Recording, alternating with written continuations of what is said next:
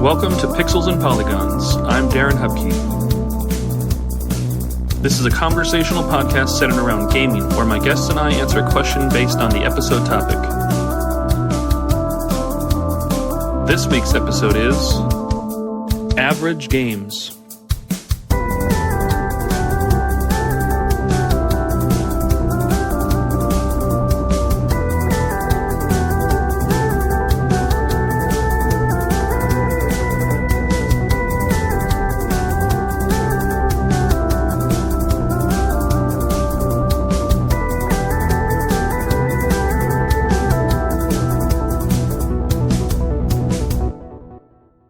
Today, my guests and I will discuss average games.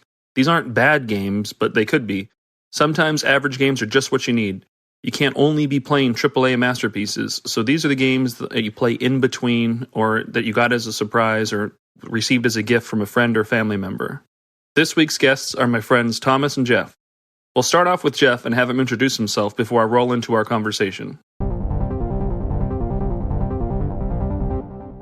I'm Jeff Amaranto. I am a dancer and filmmaker here in Arizona, Chandler, Arizona. I have a lot of passions, but one of my main ones is video games. And just really honored you'd have me on here talking about this and You've got a prompt, and I've got ears, so I want to hear what you've got to say, and then we'll kind of we'll just talk from there. Okay, nice. So my prompt basically was, I was going back through a bunch of old games that I played, and just sifting through my mind of all the stuff I used to play. And looking them up, most of the games I loved had terrible reviews. They're all bad. So I just wanted you to tell me about some of your top games that you know are bad, but your nostalgia just won't let you hate them. Oh, that's fun. Yeah. I've got a bunch of games like that. Yeah, I think that as a kid, like that's where the nostalgia bug bites you, because you don't have this like outside influencing, like telling you what to like or what to not like, you know. And then like my age, like I didn't have like internet access like constantly as a child, you know. It wasn't until like my teen years that was more of a constant thing. So like I mean, if I didn't have a video game magazine telling me what to think about something, I had to formulate my own opinion. So I do like a lot of bad games, and not bad games, but, you know, games that weren't necessarily like the big hits, but I still have like a fondness for them. Yeah. Me and my friend was just out for Thanksgiving, but like, we both love this game on the Dreamcast, Blue Stinger. It was like a... Stinger. It was it's like a Resident Evil, like, knockoff, like, I don't know. The Walmart brand? Yeah, it's like, you know, it wanted to be a survival horror game, a survival horror, like, action game. And it was like fully 3D. So yes, Code Veronica like would exist on the Dreamcast. This predated Code Veronica. Oh yeah, this looks like Walmart brand for sure. Yeah, but I love its character models. Like the character models are like really cool. Yeah. Like they're chunky, like PlayStation 1, like you know, updated versions. And but I mean, there were things that it did that were cool. Like like you collected money like in the game for no reason, but like it made sense because you could buy health items from a vending machine, or you could go to like the places in this like facility you were in and actually like use that money, and it wasn't for nothing. Like, so like you had additional mechanics that Resident Evil didn't have. It wasn't just heal item, ammo, like go, like there was other stuff going on with it. And it had a really bizarre story. Like, it was just bad, really bad voice acting, like really clunky controls, a really difficult camera. It was never actually scary for a horror game. And it was never actually like action packed for an action game. And, but it was just one of those things that, like, you know, the Dreamcast was new, and it was like, what's that like next gen like game that's going to make this system worth owning? And like, so you tried a lot of things. And so that one, like nostalgically, like I look back on that game, like in that era, and like, I love that game, even though it is not like at all like a 10 out of 10 or even a 7 out of 10 or, you know, anything like that at all. Like that's for sure one of mine. Oh, for sure. That's looking at the box art now, and it's got the pictures of it. It's great. What was his name? The guy you run into in the yellow shirt and the bandana on his head. His name was Dogs Bauer. I think his name was Elliot or something with an E. the first thing that comes up is that guy with the bandana and your main character in a bath together. They're like sitting next to each other. Yeah. And what looks like onsen. It's interesting, and it's weird. Like the tone of the game doesn't match some of the voice acting and dialogue that they have in the interactions. So it's interesting. It was supposed to be some system seller, and it was supposed to be like a big, huge game for the Dreamcast and everything, but it just did not shake out that way. But I mean, you obviously you thought that up. Like, what are some of the games for you that that sparked for you?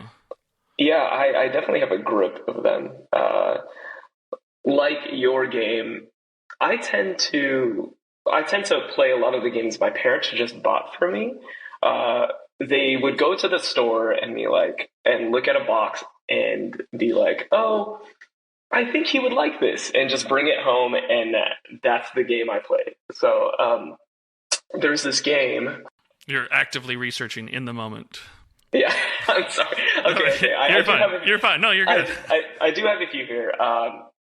The Walmart brand of Walmart brand. Basically the Walmart brand of Pokemon games I love. So there's this game on the PlayStation called Monster Rancher. Oh yeah. I don't know if you've ever played Monster Rancher. I loved Monster Rancher 1 and 2. Yeah. 2 on PlayStation, but it would be this game where you go around, and the gimmick was you can grab a disc from any compact disc and put it in, and it would generate like a monster for you.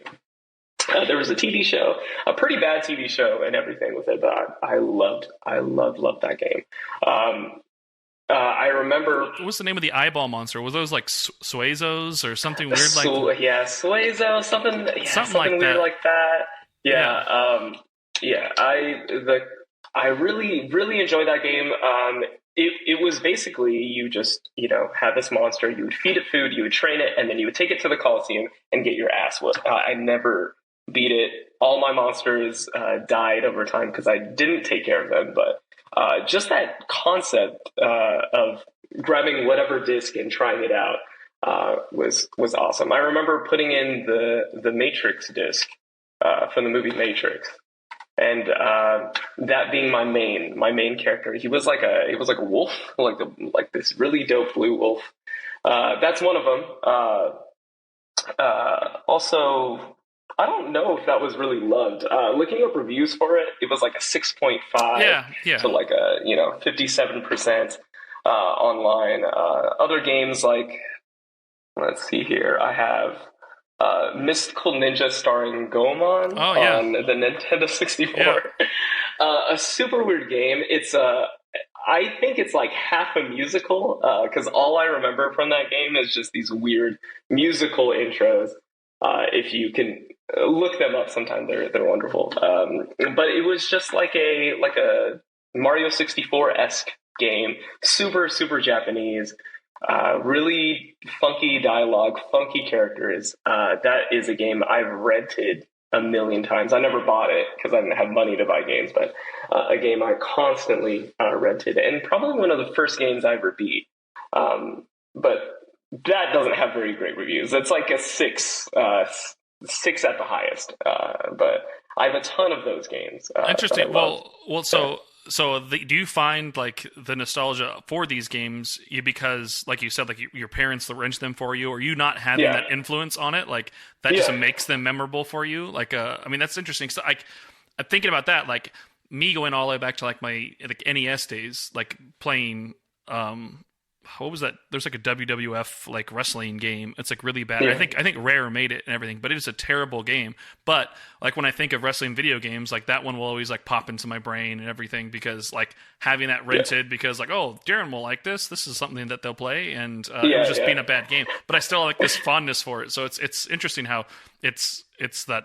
When you didn't have a choice, you had to find the fun out of it regardless. Like, for sure. You still put the time in, you still tried to do something, that was worthwhile, even if you knew in those moments it wasn't that good of a game, you were still trying to find something fun out of it to get your value. Because it's that or play the same old games you've already had access to over and over. Yeah. And you weren't going to do that. 100%. No. That's funny. that ends my conversation with Jeff. We continue talking more, but that's going to be enough for this episode. We'll continue to talk together, and I'll continue to have him on the show in future weeks. So hopefully you enjoyed that.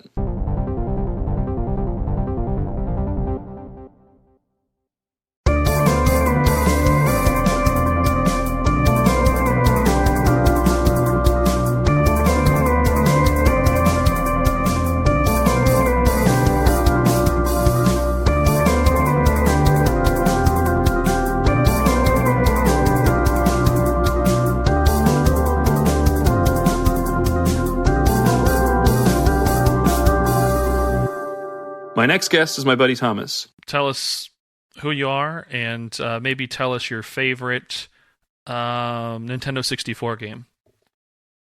Hello, this is Thomas Johns here. I've been playing games since I was 2 or 3 years old. I can't remember being that young, but that's what they tell me. They haven't played games that long. I have favorite games from all over the spectrum of every console release, specifically on the 64. I think I was a big Majora's Mask fan. There was something about the time travel-y, storytelling arc, and also, it's just depressing. It was a depressing game, but I really enjoyed that. It was probably my favorite 64 game. That's cool. That's a good. Obviously, it's one of those GOAT considered games. Top Zelda game. Yeah. That's cool. All right. Well, next time we'll have you on quite a few times, but we'll make sure we learn something new about you each time we're on. So thanks for joining. For sure. Maybe I'll relaunch my Twitch channel so I can be a little more relevant in the gaming community. Yeah, you can follow. What is your Twitch handle so people can randomly follow if they wanted to? I haven't played in a year now, but it would be twitch.tv/Tombear, TH0MBEAR. And then I just posted only the series of the Count Lucanor on YouTube. I think that's at Unknown Tom Bear.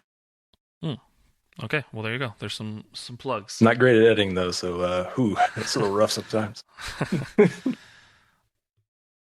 The question that was posited here that we have a prompt for you and I, Thomas, is what's a game that you know isn't great but you still love? Yeah. So with that. Yeah, I was gonna say you're the guest. I would like you to go ahead and answer it first. I want to hear what you've got. What's in your mind? With that, it took a minute because it's like, well, there are plenty of games out there that I enjoy that, from a review standpoint, or just in my mind, I know the mechanics weren't sound, or there were just issues, but for some reason it enthralled me or captured me, and I enjoyed it. And I didn't want to be so broad to be like, oh, it's a game everyone's heard of. But I guess this one's a weird one. It's called Artanelico Quokka. Oh. It was a PS3 game. Okay, It's an RPG. It could have been the age I was playing it. Get into kind of what it's about. I'm not sure if have you heard of this game? I can picture the box art, and I know the Artanelico games as a series, but never have I ever played one, nor have I ever had that deep RPG itch to venture off that far from my beaten path to try them. Yeah, I'm not. I don't even know. Oh, this must have been a GameStop buy two get one free situation. I'm trying to harken back how I even came upon it, because I had no idea what the series was about, and I was like, an RPG, a box, it looks cool. Oh, I had no idea what I was in for. I can barely remember the combat, but the game is perverted. I think that's why I enjoyed it. Okay. I was going to ask. There was a 360 game that came bundled with a mouse pad or something like that, but the little wrist gel pad was it was either a butt or a pair of boobs or something like that. And so I was wondering, is this a pervy RPG or is this not? And okay, it is. It is pervy. A little bit of the baseline of it, you're a guy. I think they label you a conductor or something because women have song magic or something like that. I can't remember why, but you have to enter their soul space. And every time you do that, they have different soul space ports on their body or what have you. Obviously, there's like a or moan. I didn't need to do that, but hey, that's for you. You keep that in your back pocket. Uh, and as pervy as that sounds, honestly, each character has like intense emotional trauma and problems that you have to break through. It's like have your relationship evolve, and their magic gets powerful based on how your relationship is. I don't think I'd played a game like that before, where you were truly getting that intimate with another character. I mean, other RPGs would do that, where you'd be like friends or what have you, but this is different, and I think that's why it stood out to me, where I enjoyed it, because I can't for the life of me remember the battle system. I don't recall any of that.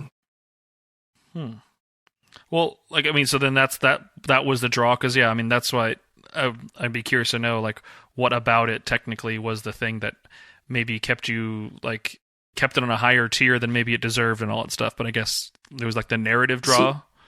So, the narrative draw was the biggest, and here's how big the draw was for me. There's some games that do this. There's maybe a midpoint, probably a midpoint, maybe a third of the way through the game, there was a boss battle, and it seemed like it was one of those boss battles you just couldn't win. And coming off of my treacherous Star Ocean unbeatable boss battle that scarred me for a long time, I just thought I couldn't do it. So I lost that battle. The game moved on. Felt like the story. And then the story kind of ended maybe 15, 20 hours later. And I was like, this ending sucked ass. Like, what happened? Like, I don't get it. I was so angry. I played like the ending area, or what I thought was the ending area, for a while. But it turns out that mid-battle boss fight, I was supposed to win and unlock another girl. And there was a whole different storyline to play. So this game was so narrative-driven, it gave you another 15 hours of gameplay where it wasn't even part, like, you just screwed up, and you didn't even know you screwed up. Was it like telegraphed? Like you knew that was where you missed? Or well, they indicated, I believe, that there was like a powerful thing in there, creature in there, and I can't recall what happens when you lose that fight. I think it's time-based. It sounds like the person just dies in there, but no, they must have lived, because I think at the end there, like, a lot of people die or something like that if you have the bad ending. But they didn't indicate that you should have won. Like, they made no conclusion, like, oh, you should reload your game. Like, nowadays, if that, I'm sure there are other games, more indie games out there now that do that, but you would just be told you lost. You need to beat this battle to get the real ending. Like that style of, I guess, gotcha gaming, or it really pissed me off. Oh, dang. But I went back and I played it. Yeah, that's interesting. But obviously, like, so you personally, me knowing you, like, I know you like RPGs and games like that. So, like, you can kind of see through what maybe like a casual player or like an outside player might like deem like, oh, I can't even continue from here, or this is just, below average, or just not interesting. Like, you're able to filter through kind of like the nonsense and still see like the good behind some of the bad charm. Yeah, there was definitely good charm to this game. There's some who, I'm not going to call it any specific franchises, but there are some fan servicey games that don't really do anything to drive a real narrative or a real story. Your characters are like single dimension. It could be younger lens. I think, I mean, this game came out, 15, 20 years ago? I can't even remember when PS3 era was anymore, but I could have just been young and dumb. It felt like it was and full of, oh, no, never mind. Oh, no, not with this game. I was entering all the time and releasing into their soul space. Oh, God. Is it this type of show? I mean, it can be. I can put the explicit tag on here just to be safe. Make sure no children are violated with their soul spaces. Oh, no. There are no child soul spaces violated in this game or any other. All right. That's funny. Yeah, I could think about this. I had a similar conversation with somebody else, my friend Jeff, and I had mentioned Blue Stinger. Obviously, is a game like that that me and you have spent some time with. But a game that I'll share here that I know isn't great, but that I still love would be 99 Nights. Oh. Like we both have like the affinity for like the Dynasty Warriors games. Like I know that those are never like, you know, like tier. People aren't like putting them on like game of the year lists or anything like that at all. I like the mindlessness of it, and just sometimes it's cool to have like a long challenge of having to grind through a bunch of enemies and a couple like challenging like boss fights here and there, or like, you know, generals here and there and all that stuff. But they're never really like more than like kind of surface level entertainment for me. I thought 99 Nights like tried to do some things better than Dynasty Warriors, but it also came up short in a couple ways from Dynasty Warriors. But it was just cool like seeing that many characters like on screen, because it definitely upped the number significantly from Dynasty Warriors. But they were like mindless. Like they like the AI was never ever really challenging. It was more of just like, hey, there's 30 of them in front of you. Like that's the challenge. Like if you let one get through and hit you, like it's not going to be good. But you would just like constantly swing through and avoid it. But yeah, it was colorful. Like the characters were all kind of like random and different. Like it had just like it pulled from like a strange like RPG like background for like its story and like the narrative of it all. So I think that's what made it also kind of more interesting. But also maybe because I had played, you know, a number of Dynasty Warriors games that like anything would have been different. But I do enjoy. I remember like that was one of those games early on in the 360 life for me that like maybe kind of enjoy that system for similar reasons why I enjoy like PlayStation stuff, because there was like a lot of just different genres, and even if they weren't hitting it out of the ballpark, they were just trying something different or like looking to bring something different to the console for the start of that generation and stuff. So I really enjoyed it. Did you play 99 Nights yourself? I did play 99 Nights at some point.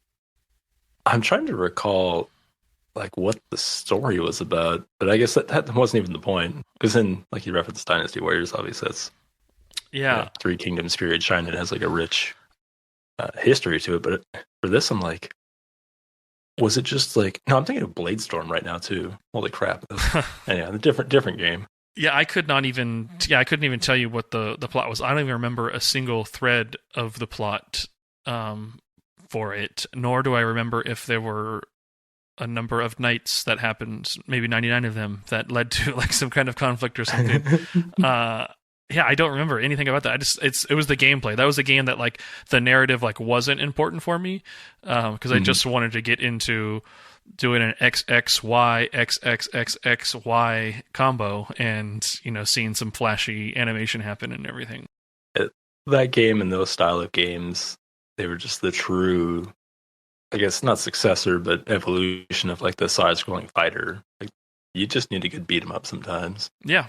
And even though, they're not carrying great narrative, or maybe not, just, thousands. Yeah, literally thousands. You'll have a kill counter of 1,000 in one fight, just laying waste entire civilization. Yeah, it was nuts. But so good. It was mindless, you know, like on the surface, but like there was still just like a rhythm to it. And I think it's part of it too. Like when you get in doing like those combos and like the button mashing of it, like you can button mash your way to freedom, you know, and be done. But like there are like character combos that were like longer strings of like alternating button inputs, and if you were mistimed or you broke it or did the wrong input, you'd have to start all over again, type of thing. So it was cool to know like, oh no, I want this move that's going to sweep and like knock up this like, you know, group into the air so that I can jump and then do extra damage to them aerial or things like that. Like, so it's not completely mindless, and I think I can see through like the repetitiveness of it to find like those little things that I do enjoy. But 99 Nights is a game for sure that is an average game for all intents and purposes, but one I still enjoy. I had to pull it up because I was like, let me just make sure I have played it, and now it's stinging me really hard. There's 99 Nights as NIGHT and not KNI. Oh, is it? Yeah. I remember thinking it was because you kill so many people. Yeah, 99 Knights, as in armored warriors. No. Time of day. Time of day. Oh yeah. my god. Yeah. There must have been. That's probably the story right there. Maybe 99 Nights Until the End of the World. Who knows? Yeah, I mean, it writes itself. Yeah. There was a sequel, and I do remember spending like some time with it, but not a lot. It was? Yeah, it was. On 360. It was like the cover, the logo was really confusing, but it was like N3, the letter N, the number 3, and then like a 2 in the background because it was 99 Nights is all N. Looking it up now, yeah. Yeah. It was good, and I think I would have liked it more had I it come out maybe a little bit sooner or something. I think it was just a time and place type of thing for me. Like I just missed it, but it did improve upon all of the mechanics. I think it had like more playable characters, and then some of the levels had like more like variety for what you needed to do for clear conditions. So like for all reasons, I should enjoy it. I just have never played it, and now, I mean, I don't know how I'd even go back and play that. I mean, I guess an Xbox Series console would theoretically give me backwards compatibility, but I'm not going to go through that hassle. Well, I mean, looking at this red and white banner up here, this says Konami on it. N32. I had no idea it was Konami. Wow. You know what? Konami published it. I think Microsoft published the first one. The first one, yeah. So Microsoft must have passed on publishing it here in America, and maybe Konami picked it up. I'm not sure, but yeah. I mean, it's not worth crazy. Going out of your way for it, but if you like beat 'em ups or those Dynasty Warrior style games, it's just change the pace. But cool. Thanks for answering that question with me, Thomas. No, for sure.